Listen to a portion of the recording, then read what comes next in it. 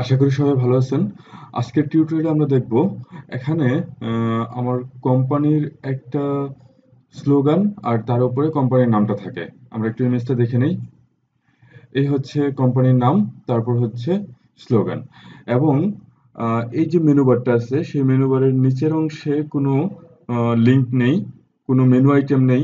তারপরেও নিচের অংশটা এক্সটেন্ড হয়ে এই আইটেমের সমান অংশ জুড়ে নিচ্ছে। তো এই জিনিসটা কিভাবে করা যায়? আমার মেনুর কন্টেন্ট যাই হোক, একটা ডিবের কন্টেন্ট যাই হোক, ওই ডিবটা এক্সটেন্ড হয়ে অন্য একটা ডিবের সমপরিমাণ হাইট অটোমেটিক্যালি নিয়ে নেবে। এই জিনিসটা দেখবো আর হচ্ছে এই দুইটা টেক্সট যোগ করব। ওকে, চলুন শুরু করা যাক। তো শুরুতে আমি আমার প্রজেক্টের ইন্সপেক্ট করে এই কাজটাকে শেষ করে নেই, কিভাবে অটোমেটিক্যালি এটা সমপরিমাণ উইডথ হাইট সে নিবে।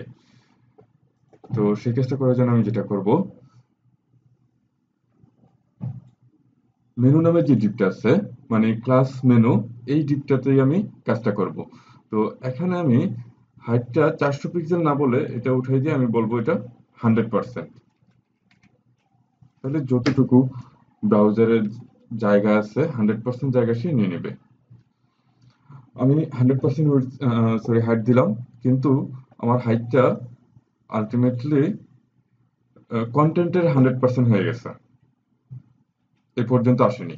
তো এই কাজটা করার জন্য, এই পর্যন্ত যেন আসে, সেই কাজটা করার জন্য এই ডিবের যতগুলো প্যারেন্ট ডিব আছে সবগুলোতে হাইট 100% দিয়ে আসতে হবে। তো আমি একটু ইন্সপেক্ট করে নেই। এই ডিবের প্যারেন্ট ডিব আছে, আমি চোখ বন্ধ করে এই যে এটা সবগুলোর প্যারেন্ট ডিব HTML। তো আমি HTML এর উপর 100% দিতে হবে।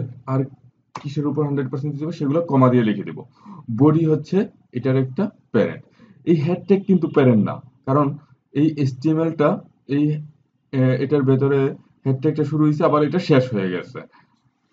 এটার ভেতরে আমার মেনু কন্টেন্টটা নাই। তো বডির ভেতরে আছে যেহেতু, তাইলে বডিটা হচ্ছে এটার parent. Body exactly immediate parent না, মানে এটার উপরে যতগুলো প্যারেন্ট আছে সবগুলাকে আমার হাইট 100% সেট করতে হবে। তারপরে কন্টেন্ট র্যাপার, এই আইডিটা হচ্ছে আমার প্যারেন্ট।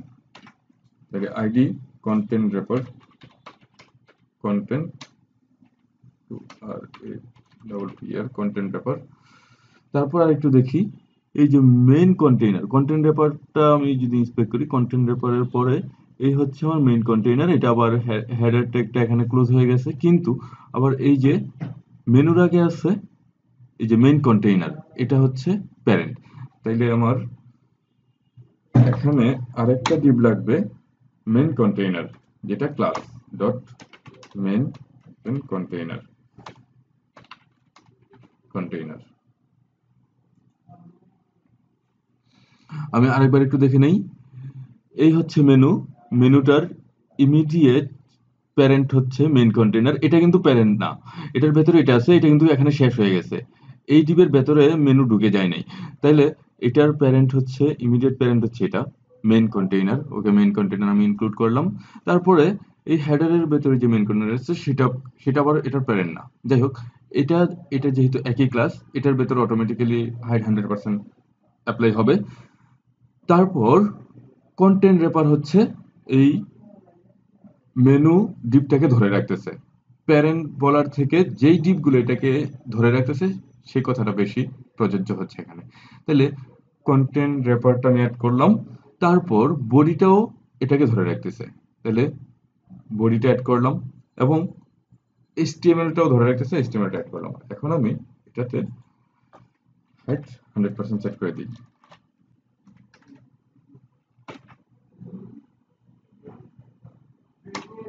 ওকে, ফাইন। আমি এই জিনিসটা দেখার জন্য এটা ক্লোজ করে দিই। তার আগে এটা কপি করে নিই। এটা কপি করে আমার সিএসএসটা আমার style.css ফাইলে লিখতে হবে।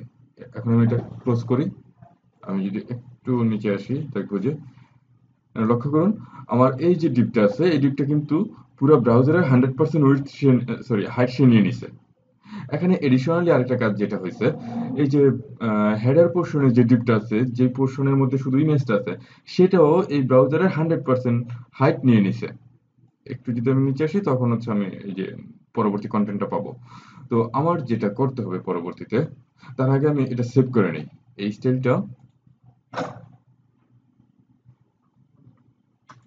এখানে সেভ করে নিলাম, কন্ট্রোল এস।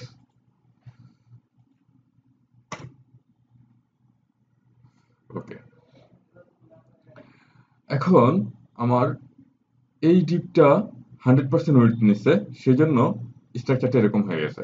তো আমি চাই যে সবগুলোই 100% ওয়েট নেবে, কিন্তু এই যে হেডার পোর্শনের যে ডিপটা আছে সেটা 100% ওয়েট নিবে না। তো সেটা যদি 100% ওয়েট না নেয়, তাহলে আমার এই মেনু কন্টেন্টের যত প্যারেন্ট ডিভ আছে সেটাতে ইম্প্যাক্ট তৈরি করবে কিনা আমরা একটু দেখি। হেডার পোর্শনটা কিন্তু এটার প্যারেন্ট না, সেক্ষেত্রে এটাকে আমি আলাদা করে স্টাইল করতে পারি, কোনো সমস্যা নেই। এখানে মেন কন্টেইনার, তার আগে হচ্ছে হেডার, এরপর হচ্ছে ডট মেইন কন্টেইনার। এটা মিন করতেছে হেডার পোর্শনের ভেতরে যে মেইন কন্টেইনার আছে সেটার উপর স্পেসিফিক ভাবে আমি আলাদা করে স্টাইল করতে যাচ্ছি।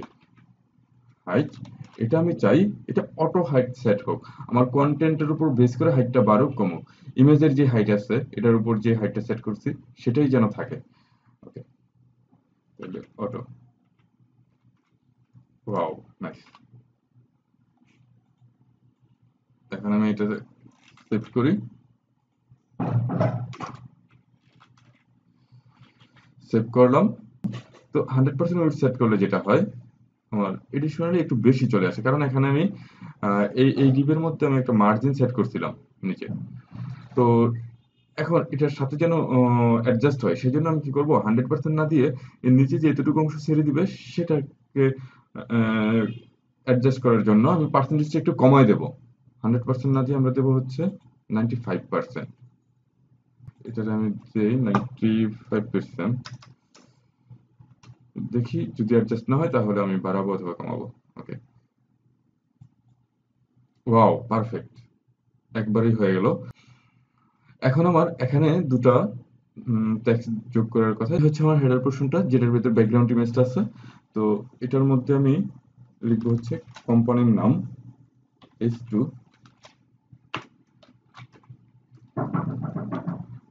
তারপর আমি নিচে স্লোগানটা লিখলাম পি ট্যাগের ভেতর, স্লোগান। ওকে, এখন আমি দেখি আমার এই টেক্সটগুলো কিভাবে আসতেছে। টেক্সটগুলো চলে আসছে এখানে। তো আমি চাই এটা কেন হয়েছে, কারণ হচ্ছে আমার প্রথমে হচ্ছে ইমেজটা ছিল, তারপর হচ্ছে আমার টেক্সটগুলো ছিল। তো ইমেজটার পরে এটা সেট হবে স্বাভাবিক। আমি চাই যে এই টেক্সটটা এখানে আসবে আর এই টেক্সটটা এটার ইমিডিয়েট নিচে আসবে। তো এই জন্য যেটা করতে হবে, এটার পজিশনটা অ্যাবসলিউট করব। তার আগে এটার প্যারেন্ট যে এলিমেন্ট আছে সেটার পজিশনটা করব রিলেটিভ। প্যারেন্ট এলিমেন্ট হচ্ছে এই হেডার মেইন কন্টেইনার। ওকে, তাহলে আমি স্টাইল ডট সিএসএস এ যাই, হেডার ডট মেইন কন্টেইনার, এটাতে আমি পজিশন করব অ্যাবসলিউট, সরি রিলেটিভ। এখন আমি একটু চেক করে দেখি যে এখানের পজিশন ইয়েস। এখন আমি এটা রিফ্রেশ দিলাম এবং কোডের ইম্প্যাক্ট এখানে চলে আসছে। এখন যদি আমি এই টেক্সটটাকে পজিশন অ্যাবসলিউট দেই এবং আমি পজিশনটা টপ বটম সেট করি, তখন হচ্ছে এটার রেসপেক্টে টপ কত, বটম কত, রাইট কত সেটা সেট হবে। পজিশন, এখানে আমি যে ব্যাপারটা লক্ষ্য করতেছি যে আমার যতটুকু উপরে ছেড়ে দেওয়ার দরকার তার চেয়ে বেশি ছেড়ে দিছে। আমি ইমেজটা যদি একটু দেখি, এক্স্যাক্টলি উপরে মিশে আছে ইমেজের সাথে। তো আমি এটাকে একটু অ্যাডজাস্ট করে নেই। টপ আমার মাইনাস ভ্যালু সেট করতে হবে। ওকে, এবং এটাতে রাইটে আরেকটু অংশ ছেড়ে দিতে হবে। ইয়েস, তাহলে স্লোগানটা খুব সুন্দরভাবে সেট করা যাবে এখানে। তারপর হচ্ছে আমি এটার কালারটাকে সেট করব FFF, নাইস। ওকে, আমি এই টেক্সটটা নিয়ে আর কোনো স্টাইল করলাম না। আমাদের চ্যালেঞ্জিং যে পার্ট, এখানে এটা সেট করব কিভাবে, ট্রিকি ওয়ে সেটা দেখানো হয়েছে। আমরা এটাকে সেট করি, কন্ট্রোল এস। তারপর আমি যে কাজটা করব, এটাকে সেম ওয়েতে পজিশন অ্যাবসলিউট করে এখানে নিয়ে আসবো।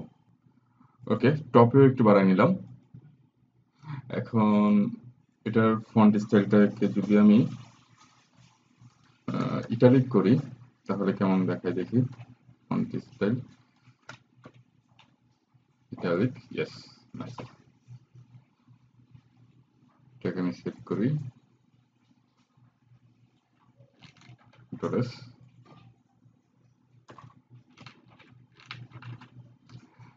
এখন আমি পেজটাকে রিফ্রেশ দেই। Wow, great. এক্স্যাক্টলি আমাদের ইমেজের মধ্যে যেরকম ছিল একদম সেরকম একটা ডিজাইন করে ফেললাম। তো আমাদের এই ছোট ছোট টেমপ্লেট গুলা অনেক কৌশলগত দিক ব্যাখ্যা করে। পজিশন অ্যাবসলিউট রিলেটিভ, এরপর হচ্ছে কোনো একটা কন্টেন্টের পরে এই যে বর্ডার যোগ করার যেই একটা চালাকি বুদ্ধি, কোনো ধরনের এলিমেন্ট তৈরি না করে আমি বর্ডারটা যোগ করছি। তো এরকম অ্যাডভান্স লেভেলের টপিক আলোচনা প্রসঙ্গে চলে আসবে, আমরা মজায় মজায় সেগুলো শিখবো, প্রজেক্ট দেখতে দেখতে সেগুলো শিখবো। আশা করি HTML CSS নিয়ে আমাদের এই 2টা সিরিজ টিউটোরিয়াল আপনার যে কোনো প্রজেক্ট করার জন্য আহ, ভালো একটা কনসেপ্ট তৈরি করছে। এর পরের সিরিজ টিউটোরিয়ালে আমরা ইনশাল্লাহ jQuery নিয়ে কাজ শুরু করব। তো আমাদের চ্যানেলের যত আপডেট আছে আপনি অটোমেটিক্যালি যদি আপনার ইমেইলে পাইতে চান তাহলে আমাদের চ্যানেল সাবস্ক্রাইব করে রাখুন, সাথেই থাকুন। Happy coding.